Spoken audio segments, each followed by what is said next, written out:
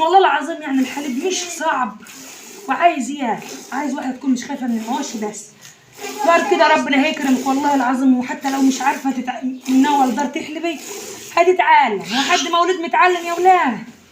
كلنا هنتعلم وهيرزقنا ربنا وكلنا هنحلب ونتعلم. والله العظيم يعني انا كنت خايفه من البقره دي بس والله العظيم ايوه شلبت علينا شويه في الاول. واش بس ان شاء الله تسمع الكلام. شايف يا اختي ما تسمع الكلام وشلت علينا كده. بس بركه دول ايه تاني. بس برضه لازم تخجليه خوفيه. يا ما هي انا خافيه هي جو هذا في جو مين؟ جو هالبقره النهارده ما تقول ده لو الجماعه طلعوا جو هذا تكون في علمك من اللي بس انا مش قد اللي ما تجيبهم دم هتيجي تنفخ ما تعمل. بس ان شاء الله باذن الله يا رب حنمك علينا يا غاليه وتكمل اللبنات زي ما تجيهم بدل ما نيجي نموتني.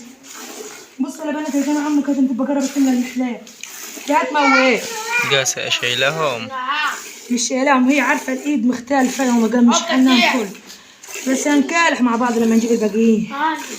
يا اختي انا كان هسيبك يا حاج. واش كل شويه هتشلد مش هسيبك اها.